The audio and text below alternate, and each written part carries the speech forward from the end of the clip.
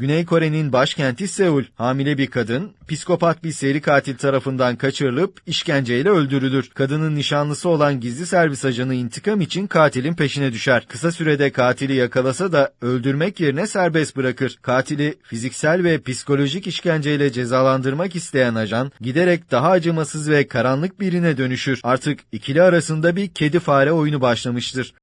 I Saw the Devil, izleyiciyi ahlaki sınırların nerede çizilmesi gerektiği konusunda düşünmeye iten modern bir başyapıt. You're wanting to give me $9,000. $9,800 cash. For what? Freedom. Aha. Посмотри на него.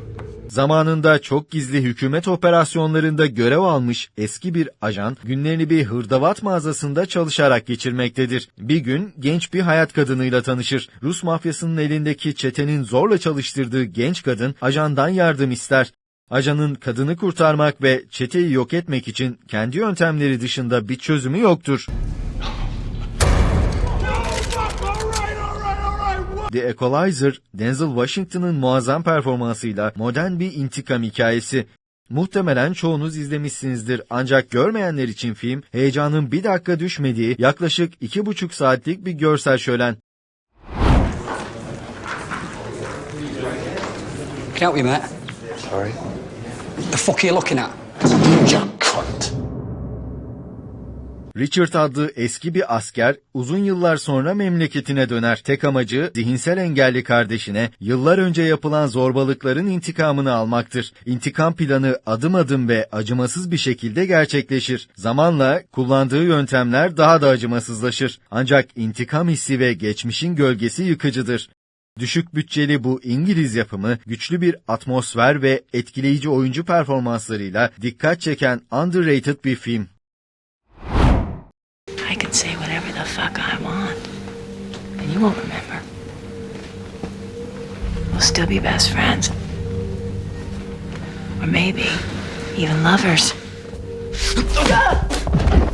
Bir kaza yaptığınızı ve sık sık kısa süreli hafıza kaybı yaşadığınızı düşünün. Kimin kim, neyin ne olduğunu bilmiyorsunuz. Peki eşinizin katilinden nasıl intikam alacaksınız? Kime, nasıl güvenebilirsiniz?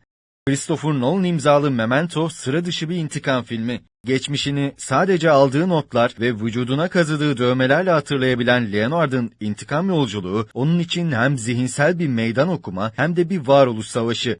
Yolu giderek karmaşıklaşan ipuçlarıyla dolu bu hikaye, zamanla mantık ve hatıranın nasıl bükülebileceğini gösteriyor. You don't get to do what you did and just lock yourself up. Shit, I'd give you props if he wasn't my brother. Or if he deserved it. Dwight Evans, ailesinin trajik kaybından sonra toplumdan uzaklaşmış, evsiz bir adam olarak yaşamaya başlamıştır. Sessiz ve içine kapanık olan adamın hayatı, aldığı haberle alt üst olur. Ailesinin katili hapisten serbest bırakılmıştır. Geçmişin acılarını yeniden hissetmeye başlayan Dwight, katilden intikamını onu öldürerek alır. Ancak bu, öldürdüğü adamın ailesinin kendi peşine düşmesine neden olur. Düşük bütçeli minimalist yapım Blu-ray'in Amerikan sinemasının gizli cevherlerinden. Desconectan todas las cámaras menos una. ¿Por qué? Quien lo haya hecho o es muy torpe o quiere jugar con nosotros. Korku içinde ormanda kaçan bir morg bekçisine araba çarpar. Peki bekçi neden kaçıyordu? İspanyol yapımı El Cuerpo'da bu soruya yanıt aranır. Zengin bir iş kadının cesedi morgdan gizemli bir şekilde kaybolur. Polis olayı soruşturması için bir dedektif görevlendirir. Soruşturma, başka bir kadınla ilişkisi ortaya çıkan genç eş üzerine yoğunlaşır. Dedektif, cesedin ardındaki sırrı çözmek için onu köşeye sıkıştırmaya çalışır.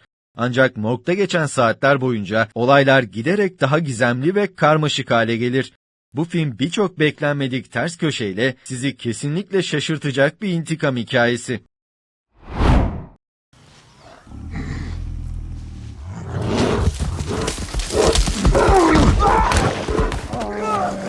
Glass bir grup avcıyla birlikte vahşi doğada hayatta kalmaya çalışan bir adamdır. Bir gün bir ayı tarafından şiddetle saldırıya uğrar ve ağır yaralanır. Avcıların lideri iki grup üyesiyle birlikte Glass'ı terk eder. Ölmesi beklenen adam hayatta kalmayı başarır. Artık kendisini terk eden adamlardan intikam almak için tam zamanıdır. Leonardo DiCaprio'ya ilk Oscar ödülünü getiren film, sadece hikayesiyle değil, görsel açıdan da sinema severim diyen herkesi tatmin ediyor. 난 이제 괴물이 돼버렸다. 이 복수가 끝나고 나면 오대수로 돌아갈 수 있을까?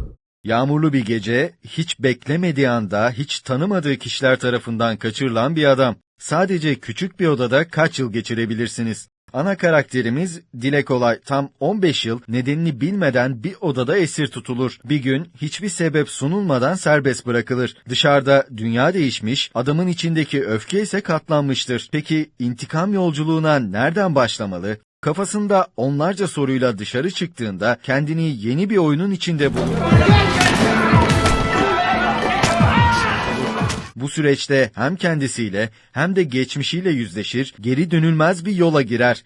Güney Kore sinemasının medarı iftiharı Chan-wook Park'ın Oldboy'u, unutulmaz sahneleri ve şok edici finaliyle izleyiciyi derinden etkileyen bir intikam hikayesi.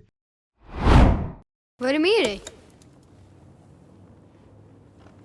Är du rädd? Skrik då! Skrik då! 1980'lerin İsveç'inde soğuk ve karanlık bir banliyö. Sürekli akran zorbalığına maruz kalan, içine kapanık çocuk Oscar, apartmana yeni taşınan Ellie ile arkadaş olur. Gündüzleri dışarı çıkmayan ve garip davranışları olan Ellie aslında bir vampirdir. Bu küçük sırrı öğrenen Oscar, onu yargılamak yerine kabul eder. Zamanla yerine gelen özgüveni Oscar'ı intikam arzusuyla doldurur. Artık hesaplaşma zamanıdır. İntikamın farklı formlarını incelikle işleyen Let the Right One In, İskandinav sinemasının benzersiz yapıtlarından biri. I'm scared, Harry. They pushed dog shit through my letterbox. One of them spat in my face. I'm not going to take it anymore. Harry Brown, Londra'nın karanlık ve suçla dolu bir mahallesinde yalnız yaşayan eski bir deniz piyadesidir. Hayatı her gün artan suç oranı ve gençlerin oluşturduğu şiddet çeteleri tarafından kuşatılmıştır. Tek arkadaşı olan Leonard, çete üyeleri tarafından acımasızca öldürülür. Polis sorunu çözmekte yetersiz kalınca Harry, yaşadığı adaletsizliğe ve kaybettiği dostunun yasına dayanamaz, kendi yöntemleriyle adaleti sağlamaya karar verir. Harry'nin adalet arayışı ilerledikçe şiddet seviyesi artar ve olaylar daha karmaşık bir hal alır. Artık sınırlar çoktan aşılmış, kararlı bir savaşa girilmiştir. Usta oyuncu Michael Caine'in güçlü performansı görülmeye değer. Bize destek olmak isterseniz videoyu beğenebilir, yorum yapabilir ve paylaşabilirsiniz. Gelecek içeriklerimizden haberdar olmak için abone olmayı da unutmayın.